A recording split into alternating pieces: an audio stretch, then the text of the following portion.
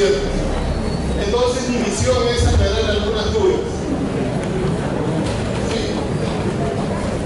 A ver.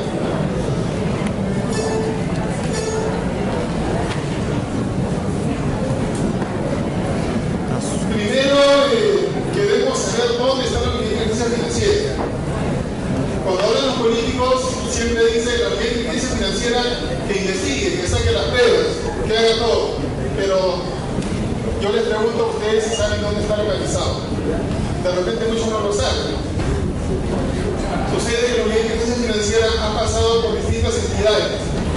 Ministerio de Justicia, se empezó a mandar como al presidente del Consejo de Ministros y finalmente se optó por que sea parte de la superintendencia de banca y seguro. Es lo mejor que le ha podido pasar. En otros países la unidad de inteligencia financiera está dentro del Banco Central de Reserva, dentro del Ministerio, o es totalmente independiente. Pero recordemos que nosotros estamos en un país subdesarrollado. ¿Por qué les digo que es lo mejor que le ha pasado a la audiencia estar dentro de la superintendencia de banca y seguro? Un profesor nos comentaba nos hablaba de la libertad. Entonces todos queremos ser algo. Y nos decía, ¿cómo definen ustedes la libertad de manera general? Hacer lo que queremos. Todos quisiéramos comprar casa, carro, ser mejor profesional, etc. Entonces él nos decía, sí pues, pero para hacer eso, lo primero que tú necesitas es libertad económica. Si no tienes libertad económica, no hay dinero, no puedes hacer nada. Así es simple. Entonces nosotros hemos pasado a ser parte de la inteligencia financiera. ¿Qué ocurre? La superintendencia de bancos y seguros tiene el presupuesto autónomo, no depende del Estado. Los flujos de dinero para las actividades que quiere hacer son permanentes, lo proporcionan los entes supervisados. Entonces la unidad de inteligencia financiera antes todo era papeles, en un lugar contratado. Y obviamente ustedes deben olvidarse de los papeles. El auditor que se preocupa en manejar papeles se va a desfasar. Antiguamente mis profesores llevaban el maletín. No, ahora todo es computadora. Y eso ha permitido que la inteligencia financiera crezca exponencialmente. Nos proporcionan computadoras de última generación, acceso a base de datos. Si queremos un software, tiene una gerencia de tecnología de información, o en su caso se contrata una consultora. Esas son las ventajas de tener libertad económica. Puedes desarrollarte ampliamente. Nosotros estamos en ese camino. Ahora bien, superintendencia, debajo está la unidad de inteligencia financiera. Puntos de interrogación, ya sabemos dónde están, y queremos explicar los departamentos que tiene la unidad de inteligencia financiera.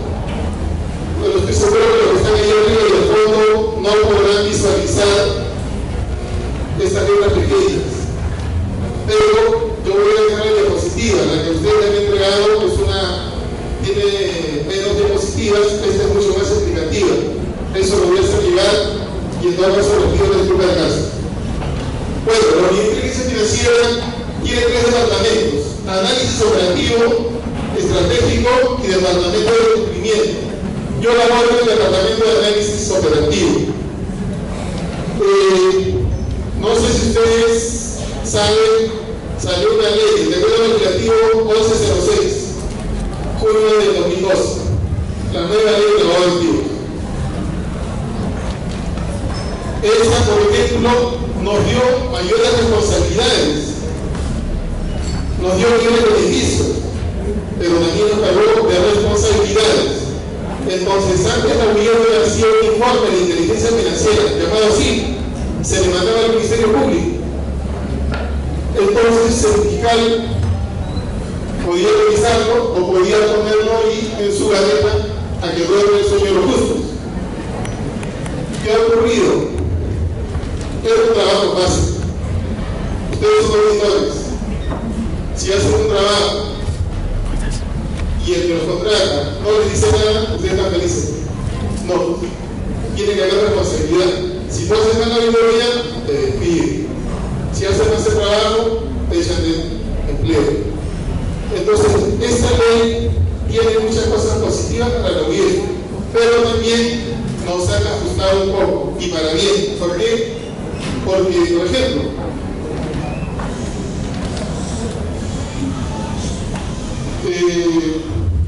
nosotros emitíamos un informe de inteligencia.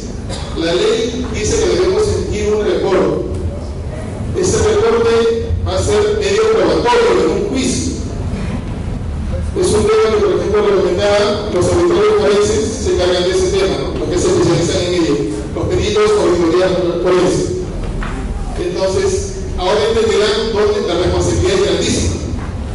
Si yo tengo que ir a sustentar un reporte en el Poder Judicial, si lo hago mal, me pueden denunciar, me pueden ir preso. Primero, me desacredito, y tercero, me voy a del trabajo.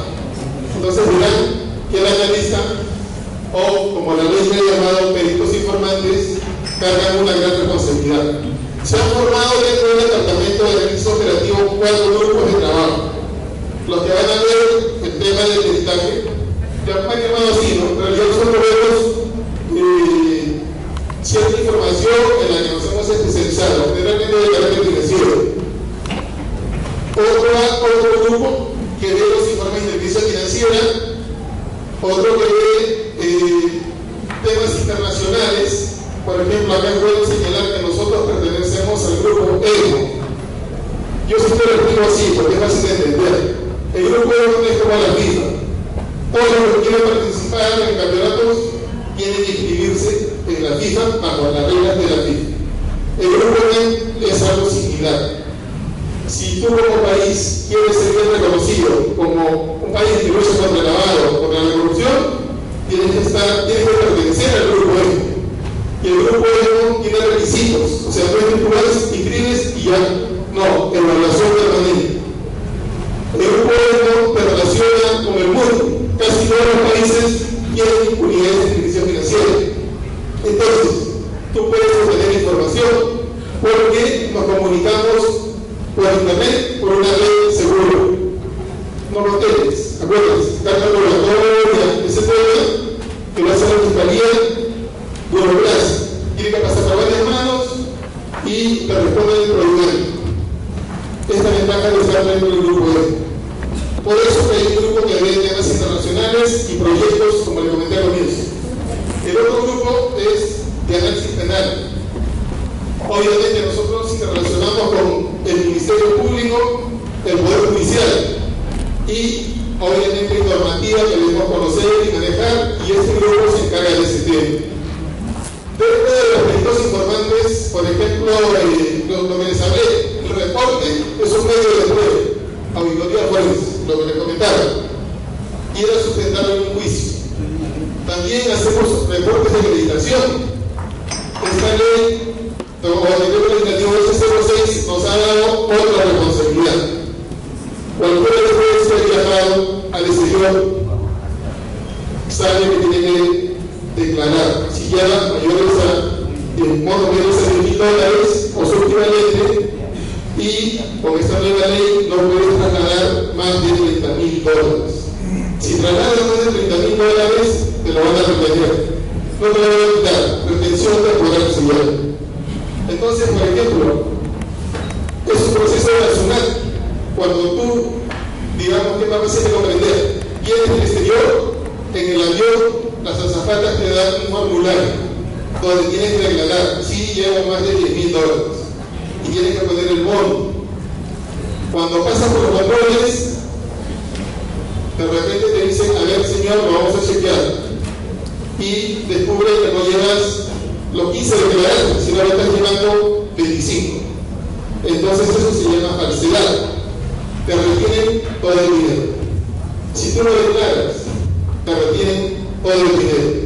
Esto es un castigo a la gente que miente, para que se acuerde. El que miente en todo o en parte, se le ha retenido el íntegro del dinero. En cambio, si tú por ignorancia llevas, digamos, $100,000 o sacas o ingresas y tú no declaras, obviamente estás actuando de acuerdo a la verdad. Entonces el Estado le dice, perfecto, te equivocaste, no te voy a castigar,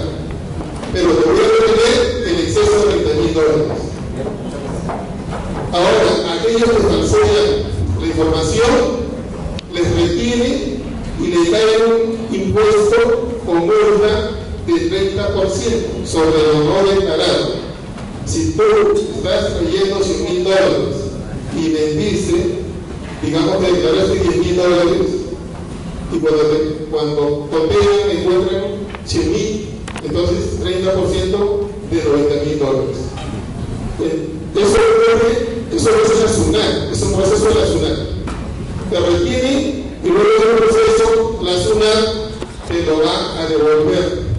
Entonces la ley nos ha puesto en el medio, nos ha dicho a toda esta gente que le retienen el dinero, ellos tienen que acreditar ante la UIE. ¿Cómo? Trayendo documentación, medios probatorios, facturas, escrituras públicas, etc. Para que demuestren la licitud y el origen de esos fondos. Nosotros hemos construido dos variables. Una que es el origen inmediato del dinero y la actividad económica. Ha ocurrido casos en que la gente acredita el origen inmediato. Por ejemplo, retiré $50,000 del banco y acá está mi efecto bancario, mi bolsa. Pero cuando le dices, bueno, ¿y qué trabajas? No hay forma de que te suceda. Entonces tú estás pensando que usted está perro. No acredita. Y cuando no acredita, hacemos un reporte de acreditación que dice no acredita. Como señalaba el expositor que me precedió, es un trabajo 100% objetivo. Si la gente trae declaraciones juradas que me prestó mi mamá, mi tío o un amigo, no sirve. Ante el Ministerio Público probará que esa declaración puede ser. Si las personas se mueven en el terreno informal, tampoco sirve. O sea, me quieren decir, yo vendo jeans en el mercado, soy informal, etc. Acuérdense que nuestro trabajo es de escritorio. Nosotros, que lo vamos a tocar, no somos la policía para ir a verificar, pero hacemos un trabajo 100% objetivo. Si no tienes los papeles, yo no voy a decir que tú eres un ladrón, traficante, proxeneta, nada de eso. Simplemente que no tienes los documentos para acreditar estas variables. Tienes que acreditar las dos. Si solo acreditas una, no acreditas, ¿no? Una conclusión de lógica. Esto es lo que es este grupo. A ver. Internacional, ya lo explicamos, ¿no?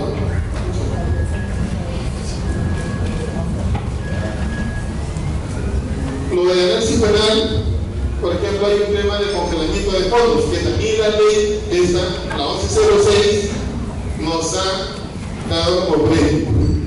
El congelamiento de fondos se aplica cuando hay peligro de que ese dinero desaparezca. Entonces, generalmente tratamos con el Ministerio Público.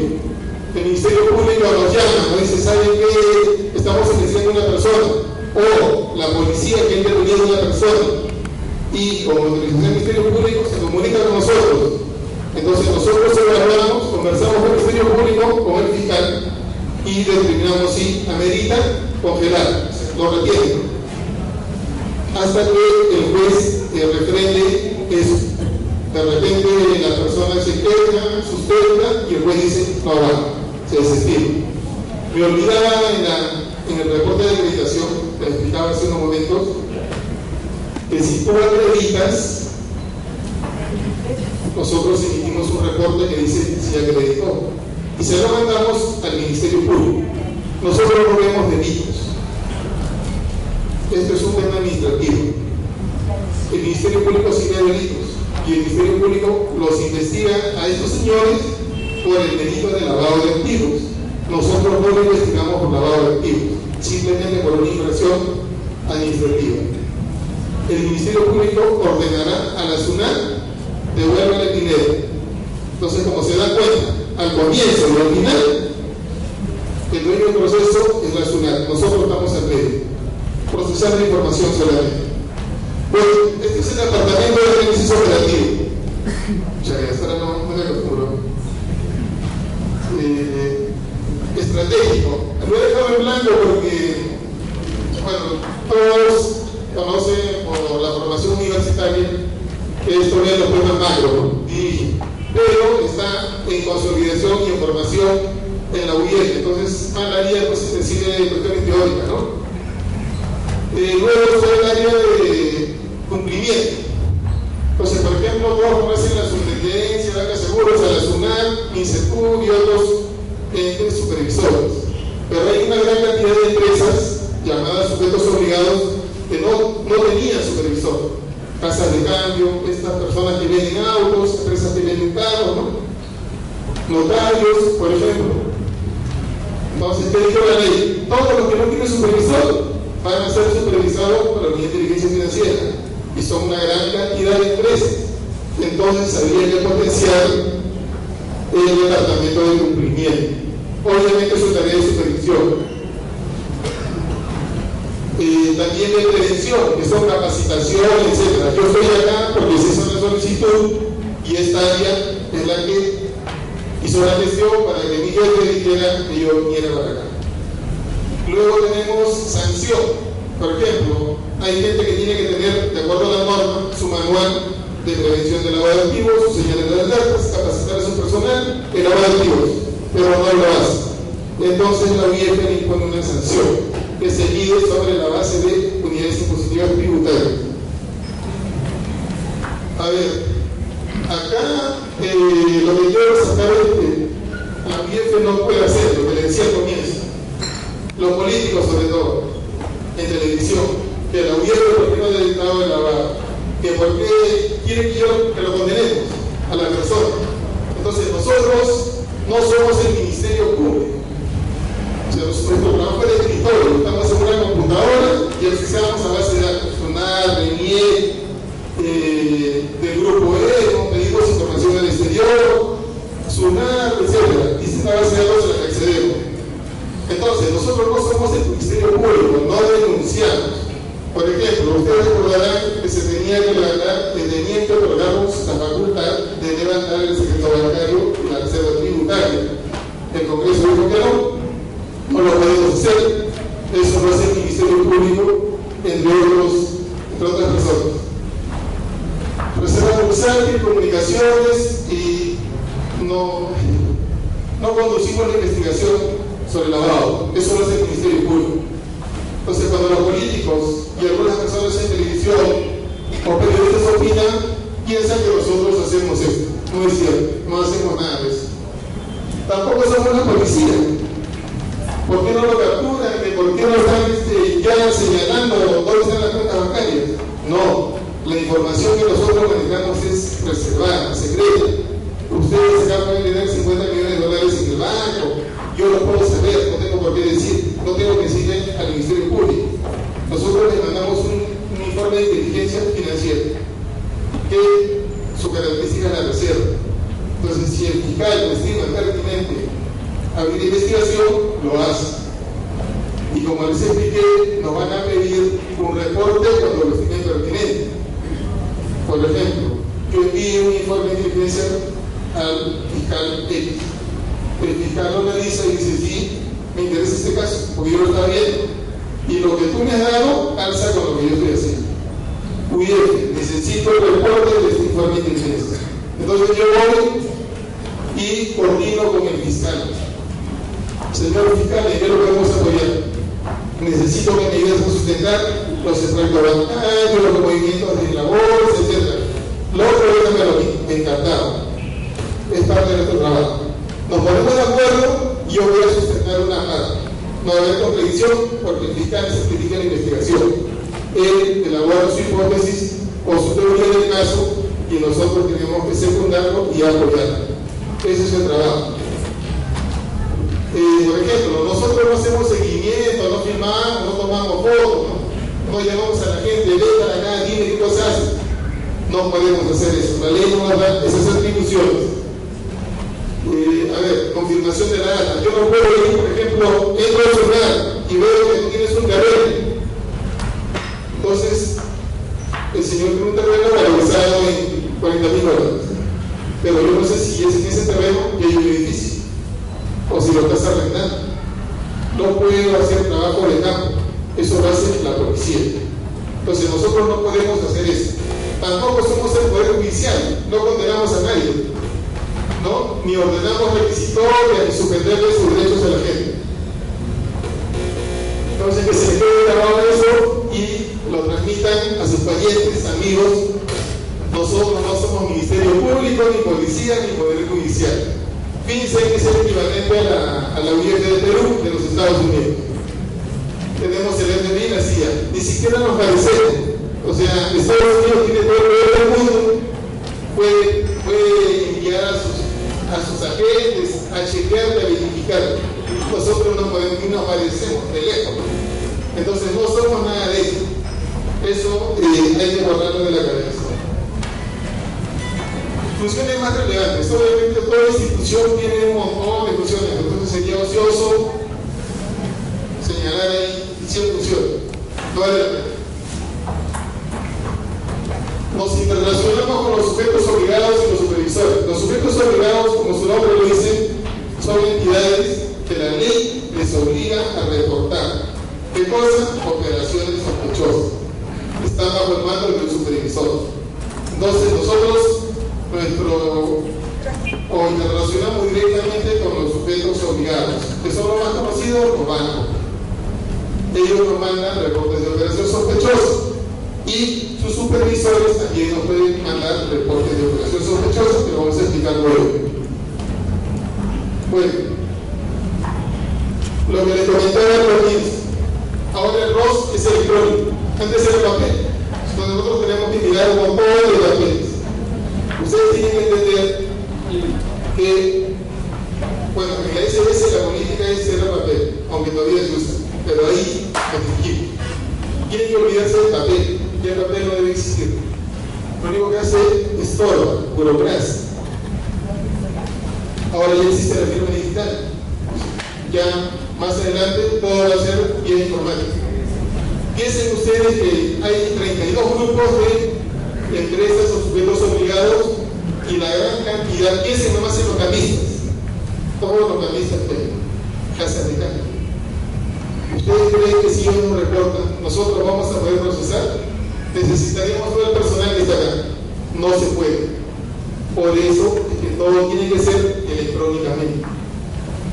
Yo soy contador, pues obviamente. Entonces, por ejemplo, estando en la universidad, nos decía, la contabilidad es una ciencia, y te lo sustentamos, ¿no? Entonces nosotros decíamos, pucha, que existe, me lo está sustentando, ¿no? Pero no nos lo creíamos. Entonces otra corriente nos decía que simplemente procesábamos información. Y yo me inclino a lo segundo. O sea, si tú quieres ser un contador y un auditor de velo tradicional, procesar papeles, así, ya estás pasado. Tienes que utilizar la tecnología. Por ejemplo, los bancos, para detectar una operación sospechosa, piensen en el banco de crédito más grande del país. ¿Ustedes cuántas operaciones procesan al día? ¿Creen que con personal redundantemente humano van a poder hacerlo? No, pues. Entonces tienen que crear software que les permiten manejar gran cantidad de información. Es como hacer una selección. De esa selección, de repente le encargarán a un grupo de analistas a que chequeen esa información. Entonces, tenemos los ROSes, el ROS sabe electrónico, entras a la web de la SMS, pones tu contraseña, bajas un formulario, rellena. Así cuando sacan su cuenta de Google o de Yahoo, igualito, rellenan datos y lo envían. Reaseguran, no se perdió el papel, nadie cambió los datos. Esa es la tecnología. El oficial de cumplimiento, todos los sujetos obligados, por ejemplo, el banco de crédito, tienen oficial de cumplimiento. Es la persona encargada de interrelacionarse con la unidad de inteligencia financiera, el responsable de los reportes de operación sospechosa. Él autoriza, esto es una operación sospechosa, envíese a la unidad de inteligencia financiera. Si está mal, ya saben la cabeza de quién va a lograr. Congelamiento de fondos, lo que les hablé hace un momento. También nos interrelacionamos con el Ministerio Público, nuestro principal cliente. Comunicamos las operaciones que se presumen de lavado o crecimiento terrorismo. Si eso es solicitud de información al exterior, lo hacemos a través del grupo EGO, lo que les expliqué al comienzo. ¿Qué ocurre? El Ministerio Público está investigando a uno de ustedes por lavado. Como son de banco, está en punto de paso, me traigo por el caso, no es una bromita. El punto de paso o ha sido un punto de paso de la droga, ¿no? Estuve, por ejemplo, en Ayacucho, en San Francisco. yo me dijeron, vamos a Ayacucho, para una exposición. Allá pues encantado. Ya había ido a Huamanga. Pensé que se va a Huamanga. Voy a terminar de conocer Ayacucho. Me fui contento. Pero apenas bajé el avión, me llevaron a San Francisco. Eso está ya en frontera con Cusco. San Francisco es un pueblo chiquito. Crucé el río y nos alojamos en un hotelito así, humilde, que era el mejor de ese otro pueblo con el mejor del mundo. Pichán, y creo que Pichán es el pueblo más grande que está al otro lado. Entonces, todos autos nuevos, los que hacen taxi, camionetas nuevas, camiones nuevos. ¿Cómo te explicas? No, no hay conversarse, es la realidad. Con eso no estoy diciendo que usted sea traficante, nada de eso. No se debe comentar. Y, por ejemplo, ellos están investigando una persona. Entonces, como saben que la Unidad de Inteligencia Financiera puede pedir información al exterior, rellenan un formulario que es para pedir información al exterior. Sustentan por qué y nosotros lo canalizamos por el grupo E. Digamos que le pide a Reino Unido. Reino Unido responde. Dice, no tiene nada allá. Pero de repente dice, sí tiene. Está siendo investigado acá por, no sé, por tráfico. Entonces tú le das esa información al Ministerio Público, pero el Ministerio Público no lo puede utilizar como prueba. Tú le estás dando el dato solamente. Lo que él va a hacer es, va a obtener la prueba para el canal formal. Pero es mejor que tú vayas a lo seguro, a que mandes tu carta rogatoria que demora un año y que después de un año, cuando ya se escapó el lavador, te llega la información. Después, los informes de inteligencia que lo hablamos, los reportes también ya lo explicamos, investigaciones conjuntas. Nosotros interrelacionamos con otras entidades solo para aquello que es lavado de dinero, o lavado de activos, financiación de terrorismo. Otros temas nosotros no vemos, no nos competen. Esa es nuestra función principal. Pero ¿qué ocurre? Pues el Ministerio Público está investigando a una persona por lavado. Entonces dicen, tenemos información, queremos que nos ayuden a procesar. Yo estuve en el Ministerio Público como 5 años en apoyo. Entonces me mandaron a revisar, ustedes son auditores, es gran cantidad de papeles. Entonces el fiscal ordenaba, ¿no? Quiero todo este bancario, quiero tal, y le decían, analista, ayuda. Entonces, ¿qué ocurrió? Eso cuando estaba en el Ministerio Público, ya conocía cómo funcionaba. Luego llegué al gobierno y dentro de él también seguían mandando, porque la ley así lo permitía. La ley decía, ¿no? Cualquier entidad que vea temas de lavado puede pedirle apoyo técnico a la Unidad de Inteligencia Financiera. En castellano es ayúdenle a chequear sus cuentas y darle las cosas. Porque el Ministerio Público no tiene peritos. Ahora está formando su grupo de peritos. Tendrán ustedes a la web, pueden postular. En distintas partes del país estoy viendo peritos para el Ministerio Público. Es básicamente como debería aparecer. Entonces, el Ministerio Público empezó a usar. Entonces le mandaba así, ruedas de papel. Y los barrios no te decían siquiera qué cosa querían, ¿no? Decían así como, a ver qué cosa encuentras. Su oficio, ¿no? Se le pide analizar la siguiente información. ¿Pero qué me estás pidiendo? ¿Qué quieres ver? Entonces nosotros tenemos que adivinar normas.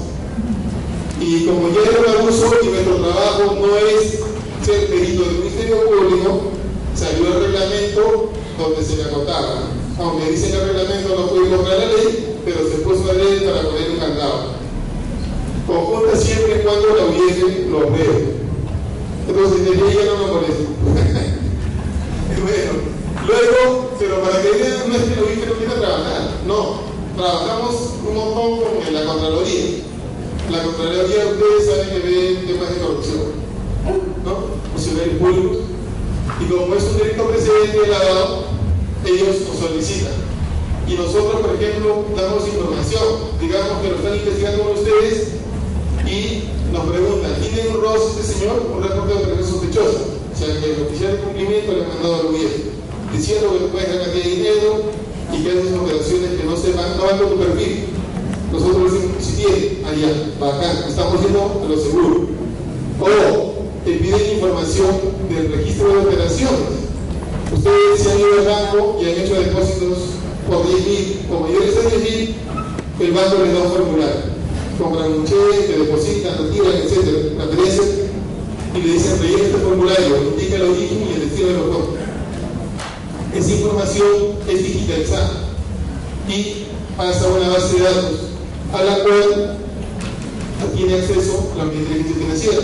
O sea, si yo con ustedes, puedo enterarme cuánto han movido por importe mayores a $10.000.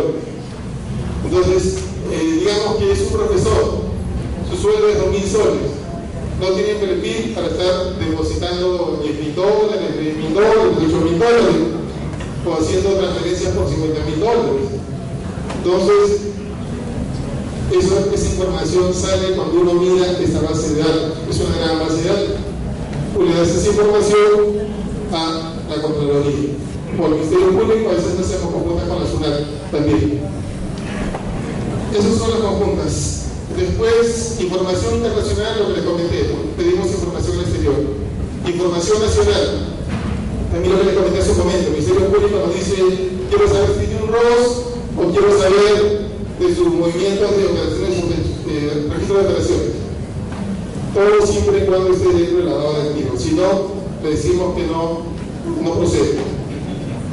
Reporte de acreditación, y yo le expliqué al comienzo, entradas y salidas. Otra cosa que también deben saber, ¿no?, es que si ustedes, cuando entran y salen del país, quieren declarar si llevan importes mayores a 10.000. No pueden sacar o ingresar montos superiores a los $30.000. En castellano, tú puedes irte de vacaciones con tus $30.000, puedes traer tu dinero de Costa Rica por $30.000, o irte a Estados Unidos con $50.000. Bueno, también acá a propósito me he dejado sin número. Este es otro de las facultades que nos ha otorgado la ley del legislativo 06. Este decreto legislativo dice que nosotros podemos investigar. ¿Se acuerdan que al inicio le decíamos que éramos Ministerio Público? Acá nos han dicho que sí podemos investigar. Pero como no quiero hacer el reglamento, es un poco genérico, ¿no?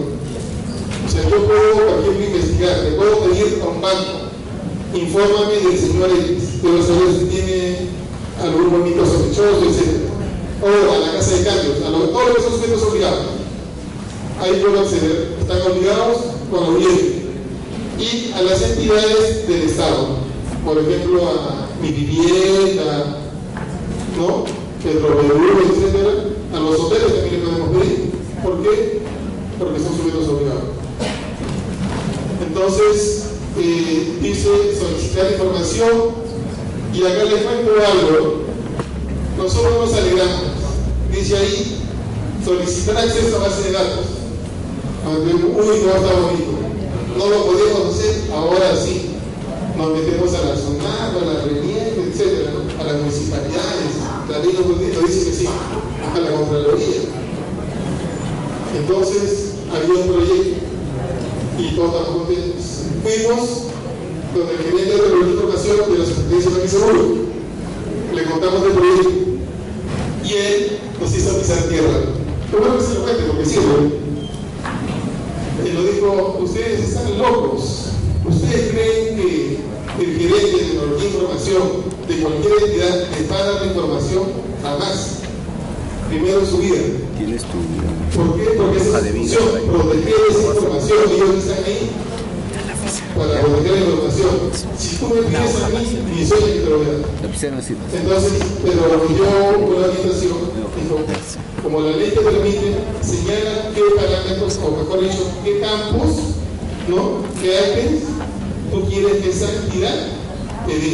Y le dice, necesito esto y esto. Mándame un archivo de texto y alimenta su gran base de datos.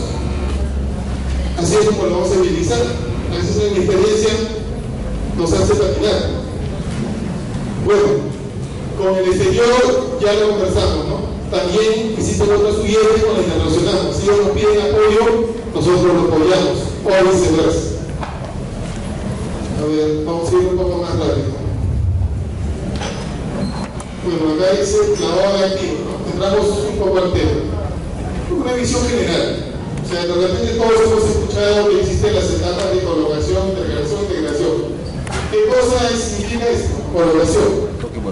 Simplemente poner el dinero mal habido en la economía. ¿Cómo lo puedes hacer? A través del sistema financiero o sector financiero y con descarte lo demás, como complemento, el sector real, las empresas productivas. Yo puedo secuestro uno de ustedes y con ese dinero pongo mi panadería, ¿no?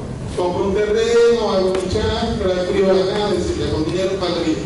O sea, colocar es poner el dinero con dos ilícitos en el sector real o en el sector financiero. Así de simple. Intercalación, acá ven este símbolo que da vueltas. Hacer muchas operaciones. Por ejemplo, la gente compra un carro, lo ve y él se lo vuelve a vender y lo vuelve a vender. Entonces, cuando tú quieres seguir a una persona y luego al final lo vuelve a vender este mismo señor. Entonces tú no sabes, o sea, quieres seguir. Piensen que si yo para llegar a la señorita que está al fondo, tengo que pasar por cada uno de ustedes. Acabaría la idea de la noche. Entonces, para ese momento la señorita ya se fue, ¿no? Hay una película que seguro ustedes han visto, en Banda, todos lo conocen, El Peleador. Entonces, era una película de que él era bombero, actuaba como bombero. Tenía su hijito y para su mala suerte secuestran al vicepresidente americano, si no estoy equivocando. Pide unos $2.000 millones, por poner uno. Entonces, el desenlace, hay una parte que me gustó, ¿no? Que tiene que ver con lavado. Está el que negocia, el vicepresidente y está el secuestrador. Entonces él dice, tú no sabes con quién te estás mintiendo, yo soy el vicepresidente, el FBI, CIA, no vas a escapar, ya fuiste. Entonces me gustó la respuesta del lavador. Le dijo lo siguiente, es que tú no sabes, te lo voy a decir. Yo tengo, tú vas a, el Estado americano va a depositar en una cuenta, por decir Suiza, $2.000 millones. Perfecto. Entonces tú dices, qué contento, ya sé dónde está el dinero. Mentira. Al minuto hago una transferencia a Moscú. Y al minuto hago una transferencia a Israel. Y así. Y cuando tú, policía, Ministerio Público, me quieres seguir, CIA, FBI, cuando llegó a Moscú, retiré 2 millones. Cuando llegó por allá, otro millón. Y así. Y cuando tú ya me encuentres, solo va a caer $500 millones. O sea, el dinero que hace desaparición. Esa es la intercalación, ¿no? Esa es una idea, más o menos, ¿no? Muchas operaciones para que el que persigue el delito, la policía, ustedes que son auditores. ¿Cómo vas a exponer yo que soy analista. puntos? ¿Dónde está la cara? Yo iba corriendo con ella. O sea, acá hay esta referencia donde dice por lavado de activos. Y ese Un modernizado. depósito porque de la venta de droga que dice, jamás, ¿no? Entonces es bien difícil encontrar las operaciones de lavado de activos, ¿no? Entonces, eso es lo que ocurre. Entonces, la intercalación es hacer un montón de operaciones, invertir en la bolsa, comprar terrenos y luego revenderlo, etcétera, etcétera. Ponerlo en la bolsa de valores, en distintos lugares donde puede invertir. ¿Con qué afán? Obstaculizar la investigación. El policía va a tener que ir por acá, por acá, por acá, por allá. Cuando ya llegó, ya te desapareciste, se desapareció el dinero. Y por último, la integración, fondo, entre comillas, bueno, ya se ha convertido en fondo lícito, ¿no? Hemos visto grandes empresarios que ya tienen aeronaves, etcétera, y no saben explicar el origen. Es una idea, ¿no? Entonces, ocultamiento del origen de los fondos. Invertir en distintas entidades, ¿no? O sea, puede haber acá un hotel, en banco, muy lujoso, etcétera. Puede invertir en un restaurante, casinos, que están de moda. Es un negocio propio. Entonces le vas a justificar dosificar el dinero. En Lima hay un montón de hoteles. Siempre declaran que van a llevar. Entonces tú ya sabes el dinero de dónde viene. Estoy en San Francisco, realmente fui a almorzar. Me da risa, a mí me pasa de bueno. Pero la vez pasada, yo no volví a ya. Digamos que hemos subido por 30 soles. Si ustedes desean, lo hacemos por 50. Que bien, me sirve para sustentar mi gasto. Pero lo que este señor está haciendo es inflar sus ingresos, ¿no es cierto? Entonces está lavando dinero con la vida. ¿De dónde vendrá? Ya ustedes saben. Eso es en menor escala. Y eso ustedes hizo en gran escala. Aquí he tratado de. Yo siempre decía, cuando empecé este tema, uno quiere leer, porque quiere saber, y como explicaba el expositor anterior, uno tiene que estar formado, actualizado. Leía a un montón de autores, uno me decía algo, otro me decía B, y cuando entras a internet me encuentras literatura de otros países. Y se contradice con lo que tú sabes o con lo que te han enseñado. ¿A quién le crees? Entonces otro profesor sí me enseñó, otro profesor también la voy a conocer, ¿no? Pues me dijo, no, pues primero tienes que saber a quién lees, cuál es su tendencia, para que tú puedas orientarte correctamente. Pero fuera de eso, uno quiere saber, pero si yo tengo la ley, ya tengo los 06, la ley 86 y la que nos antecedieron, ya no se trata de aprenderse la ley de memoria, uno tiene que entender de dónde vienen los temas. Y los temas de lavado vienen de acá. Convención de Viena, Convención de Palermo, 88, 2000, luego se forma el Grupo de Acción Financiera Internacional, para temas de lavado, es un grupo de países, obviamente lo más desarrollado, creo que son 26, la cantidad de interesa, son las grandes economías que se juntan para luchar contra el lavado de activos y crear un organismo que va siguiendo a los países. Es como que si tú no cumples con las normas, no es una obligación, pero es como si fuera. ¿Se acuerdan del Fondo Monetario, que no lo querían recibir? Nadie te obliga, pero tú tienes que ponerte al día. Y bueno, te puso al día y recién nos daban préstamo. No estabas obligado. Acá es igual, nadie me dice que la ley contra el lavado, etc. Dice, todo país debe establecer normas para este tipo. No es una obligación, pero es como si lo fuera. Si no crea la ley, no crea los mecanismos. Por ejemplo, una sugerencia de ellos es que la Unión debe tener acceso al secreto bancario y a la reserva tributaria, como mínimo. Pero ya saben que el Congreso ha dicho no. Entonces, eso obvio que cuando no se evalúe en 2014, va a haber una nota ahí, una X, que dice no ha cumplido todavía con este tema. Entonces, estos temas vienen de, obviamente, los países desarrollados, porque quieren proteger sus economías. Se crea este grupo y estos entes supranacionales, por ejemplo, es una convención, pero me refiero básicamente a esto, también está la CICAD, OEA, etcétera, uno, que ve temas de lavado. Igual dan pautas.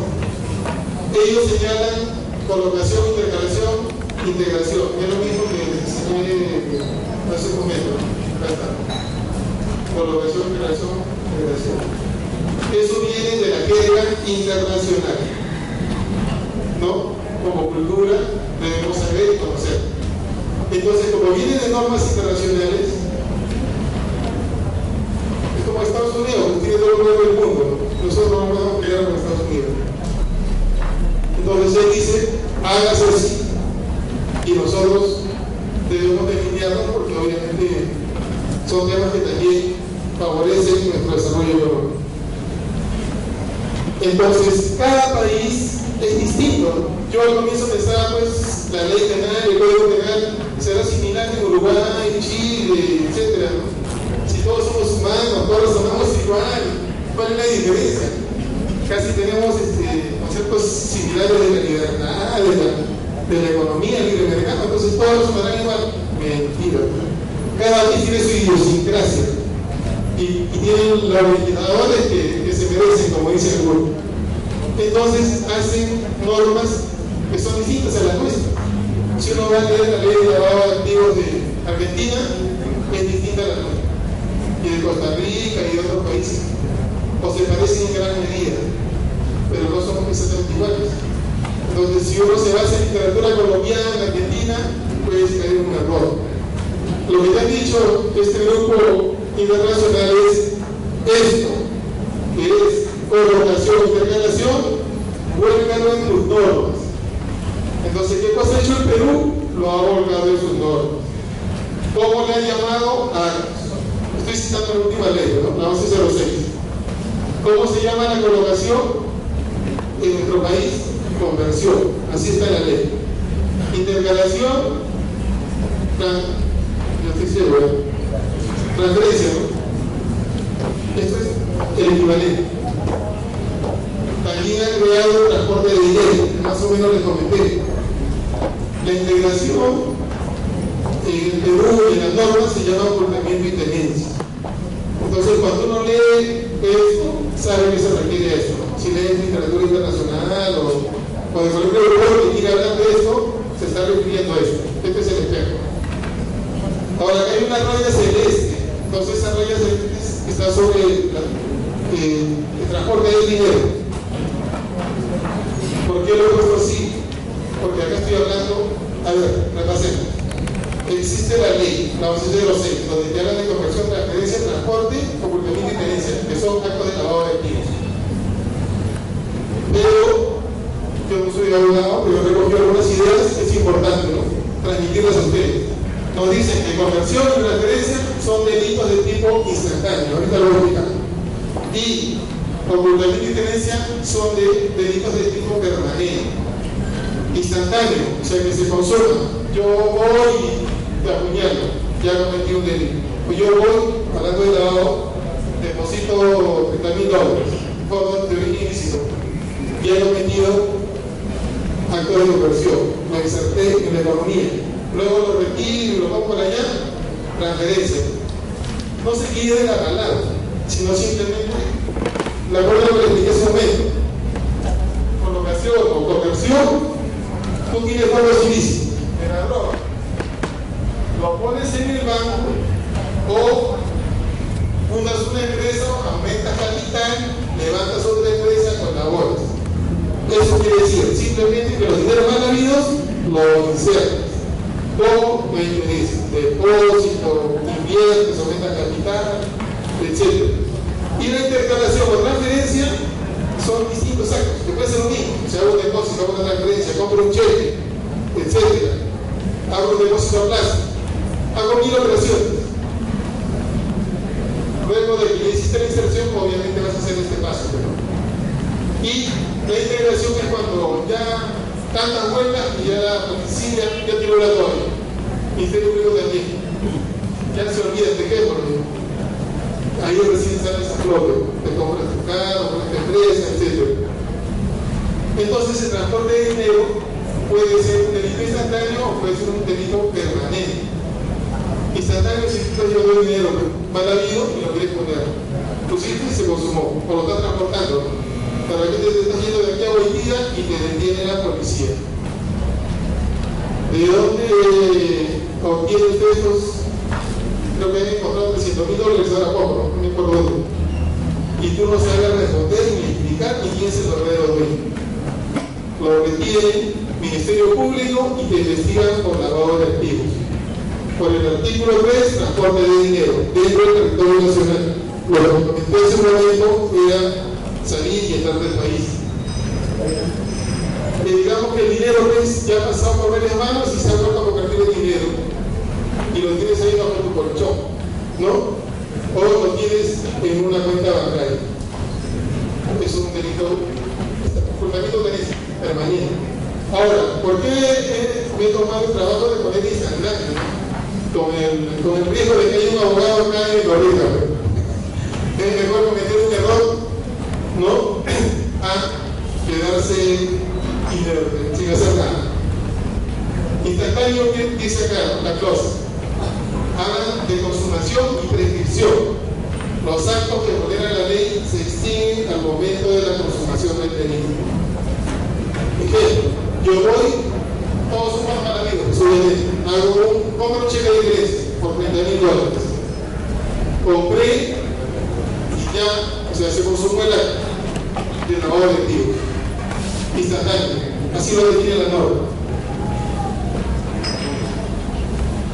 En el caso de permanente, dice, ¿no? Los actos que vulneran la ley no se extinguen al momento de la consumación del delito, ¿no? Su vulneración jurídica continúa. Como los ejemplos se entienden más fácil. Digamos que usted es un funcionario del periodo de Fujimori, del año 90. Entonces, dinero mal habidos, cuenta en Suiza, ¿no? Gran Bretaña, me compré mi casa en Miami, etc. En esos momentos todavía no había la ley de lavado de activos. Pensemos que lo provenía de la corrupción, obviamente. Entonces, para hacerlo más fácil, compré una casa acá en Perú, en Arequipa, que vale $200,000 en los años 90. Entonces, para eso retiré un dinero, fui al notario, compré un cheque y hice el pago. En el 2002 aparece la ley de lavado de activos. Entonces cualquiera me puede decir, no se puede aplicar retroactivamente, pero da la casualidad que los delitos permanentes tienen otra característica, por eso lo he puesto acá. Entonces, si tú compraste una casa en una novela y está ahí todo bien escondidito, está el nombre de otro, un destaperro, y como siempre ocurre, en los casos de ocultamiento y tenencia es porque tú cometes un error o porque descubre al testaferro. Generalmente la esposa, el amante son los que le tiran de oro. Tiene una casa ahí por despecho generalmente, no siempre las mujeres. Entonces, por despecho le dicen, no lo denuncian. Tiene una casa y que su dinero a la vida. Entonces, ahorita en el 2013 se te puede buscar por ocultamiento y tenencia por esa casa, porque es un delito permanente. O sea, dice ocultamiento y tenencia, el administra, posee, tiene su poder, fotos, bienes, etcétera, activos, ¿no? Es un nombre más genérico, de procedencia ilícita, tiene carácter permanente y por tanto yo te puedo juzgar. Eso opera para los delitos permanentes. O sea, tú puedes haber por corrupción fundado un montón de dinero y comprar bienes ocultos, y ahorita pueden aparecer una ley, otra ley, otra ley, otra ley, todas se van a caer, siempre que sean indicados como delitos permanentes. En cambio, con el instantáneo no. Por ejemplo, en el 90 yo hice un depósito, pero el depósito es una operación. En ese momento no era delito, aún así fuera de fondos mal habidos. Entonces, digamos que ¿dónde viene la prescripción? Digamos que estamos ahorita, ya salió la ley, julio 2002. En 2003 yo voy y hago un depósito con fondos mal habidos. Entonces, como la policía y el Ministerio Público son lentos, no me descubren y hay un plazo. No me interesa el periodo. Si luego de ese plazo no me han investigado, prescribió el instantáneo. El cambio permanente no va a prescribir, porque es como el secuestro. Se pone el ejemplo del secuestro. Yo ahorita me llevo una chica de acá y la tengo encerrada. Y hasta que yo no la libere o la policía me encuentre, desde ese momento se empieza a contar el plazo prescriptorio. No, eso lo veo como reflexión, tampoco soy un experto penalista, ¿no? Pero las ideas, esta diapositiva va a estar a su disposición y si gustan de ella pueden investigar un poco más. Mi intención simplemente ha sido darles un panorama.